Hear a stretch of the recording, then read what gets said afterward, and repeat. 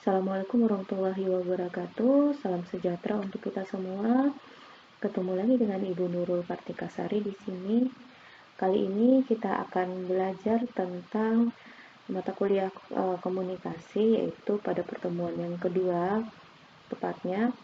Dan judul dari pertemuan kedua merupakan lanjutan dari pertemuan pertama, yaitu konsep dasar komunikasi.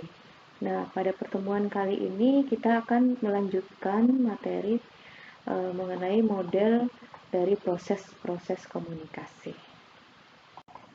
Komunikasi adalah suatu proses yang kompleks untuk mengirim pesan dari komunikator kepada komunikan. Menurut Vecchio, dia menguraikan bahwa proses komunikasi merupakan urutan dari tahapan-tahapan komunikasi yang sangat kompleks, meliputi idea generation, encoding, transmitting via various channels, receiving, decoding, understanding, dan responding, yang merupakan suatu siklus yang selalu berulang. Komunikasi adalah suatu proses yang kompleks untuk mengirim pesan dari komunikator kepada komunikan.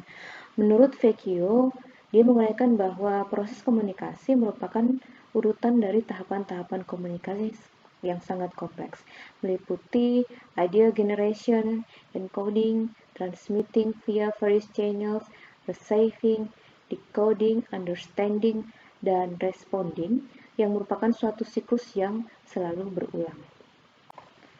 Dalam model ini dijelaskan bahwa komunikasi dimulai dengan munculnya ide atau gagasan dari komunikator atau sender. Ide ini selanjutnya diproses atau diolah di otak dan akan keluar dalam bentuk gelombang suara atau tulisan, atau juga bisa dalam bentuk kode-kode tertentu atau disebut dengan encoding. Informasi yang telah diolah dalam bentuk kode-kode tersebut selanjutnya akan ditransmisikan atau disalurkan oleh komunikator melalui media atau kita sebut dengan channel. Nah, channel ini akan membantu proses penyampaian pesan dari komunikator dan proses penerimaan pesan oleh komunikan. Pesan atau informasi yang sampai atau diterima dalam bentuk gelombang suara, tulisan, atau kode-kode tersebut akan diproses dan kemudian akan dipersepsikan oleh komunikan yang disebut dengan decoding.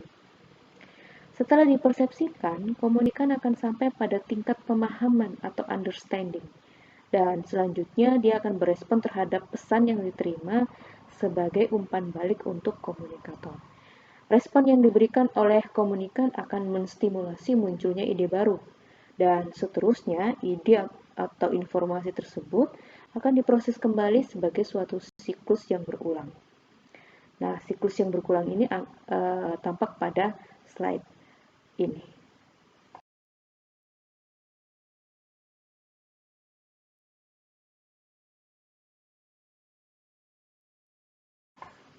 Secara umum, faktor yang mempengaruhi komunikasi dapat ditinjau dari proses komunikasi dan elemen komunikasi.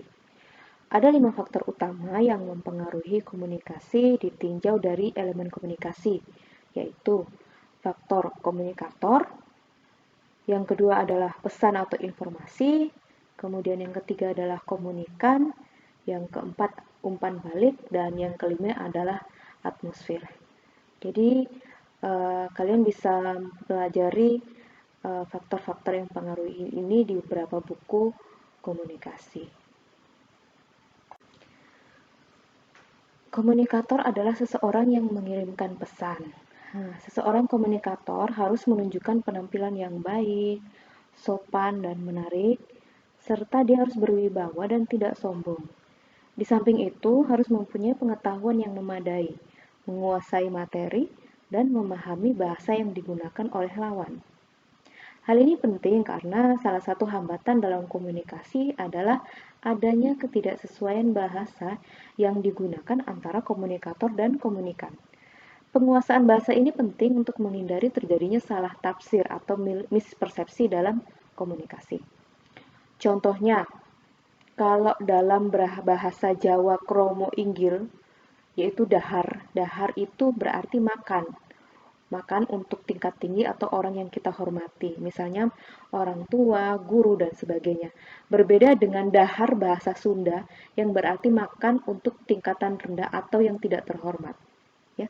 Jadi sudah ada bedanya ya, meskipun sama-sama kata dahar, tapi kalau dalam bahasa Jawa kromo inggil itu ditujukan pada orang yang kita hormati, namun sebaliknya dahar pada bahasa Sunda itu lebih ditujukan pada orang yang tidak terhormat. Kemudian bahasa Jawa kasep. Kalau kasep itu dalam bahasa Jawa itu artinya terlambat sekali, terlambat ya. Wah, kasep, terlambat ya. Tapi ini kata ini berbeda dengan bahasa Sunda yang artinya adalah cakep, ganteng atau tampan. Selanjutnya, seorang komunikator harus mampu membaca peluang atau opportunity, mengolah pesan supaya mudah dipahami komunikan, dan mempunyai alat-alat tubuh yang baik sehingga menghasilkan suara yang baik dan jelas. Antara lain, dia harus punya pita suara yang bagus, mulut, bibir, lidah, dan gigi. Seorang komunikator yang pita suaranya terganggu, tidak punya gigi, atau mungkin maaf ya bibirnya sumbing atau mengalami kesulitan dalam berkata-kata yang mengakibatkan tidak jelasnya pesan yang disampaikan. Pesan yang bersifat informatif dan persuasif akan mudah diterima dan dipahami daripada pesan yang bersifat memaksa. Pesan yang mudah diterima adalah pesan yang sesuai dengan kebutuhan komunikan, artinya dia harus relevan, harus jelas, sederhana atau tidak bertele-tele dan mudah dimengerti atau simpel. Di samping itu, informasi yang akan menarik jika merupakan informasi yang sedang hangat atau sedang up to date atau kalau dalam bahasa gaulnya itu sedang viral. Komunikan adalah seseorang yang menerima pesan dari komunikator. Seorang komunikan harus mempunyai penampilan atau sikap yang baik, sopan, serta tidak sombong. Seorang komunikan yang berpenampilan acak-acakan berarti dia tidak menghargai dirinya sendiri dan juga orang lain. Demikian pula jika komunikan tampak sombong atau angkuh, akan mempengaruhi psikologis komunikator yang berdampak pada tidak efektifnya pesan yang disampaikan. Di samping itu, seorang komunikan harus mempunyai pengetahuan, keterampilan dalam berkomunikasi, dan memahami sistem sosial dari komunikator. Kenapa? Hal ini penting karena tanpa pengetahuan dan keterampilan dalam mengolah informasi yang diterima, sehingga dapat terjadi ketidaksesuaian persepsi atau mispersepsi. Selanjutnya, seorang komunikan harus mempunyai alat-alat tubuh yang baik. Alat tubuh yang berperan utama untuk menerima pesan suara adalah telinga. Supaya pesan dapat diterima dengan tepat, komunikan harus mempunyai fungsi pendengaran yang baik. Komunikasi efektif jika komunikan memberikan umpan balik yang sesuai dengan pesan yang disampaikan. Umpan balik ini penting bagi komunikator karena sebagai salah satu tolak ukur untuk keberhasilan komunikasi. Mengerti atau tidaknya komunikan terhadap isi pesan yang disampaikan oleh komunikator dapat dilihat dari bagaimana komunikan memberikan umpan balik. Untuk mencapai komunikasi yang efektif, diperlukan lingkungan yang kondusif dan nyaman. Lingkungan yang kondusif yaitu lingkungan yang mendukung berlangsungnya komunikasi efektif. Dalam dimensi fisik lingkungan yang nyaman yaitu lingkungan yang tenang, sejuk, dan bersih, sehingga kondusif dalam mencapai komunikasi yang efektif.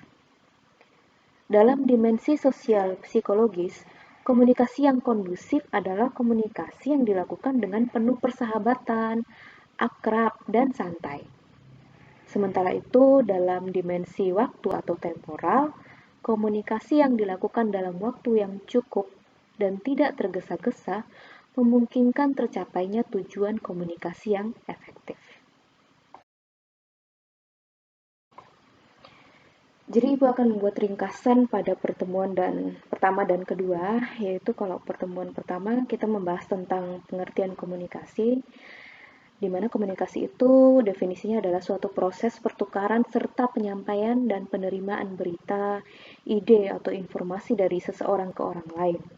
Lebih kompleks, komunikasi didefinisikan sebagai pertukaran keseluruhan perilaku komunikator kepada komunikan, baik yang disadari maupun tidak disadari. Ucapan verbal atau tulisan, gerakan, ekspresi wajah, dan semua yang ada dalam diri komunikator dengan tujuan untuk mempengaruhi orang lain. Kemudian di pertemuan pertama juga membahas tentang tujuan komunikasi, di mana menyampaikan ide, mempengaruhi orang lain, mengubah perilaku orang lain, memberikan pendidikan kesehatan, dan memahami ide orang lain.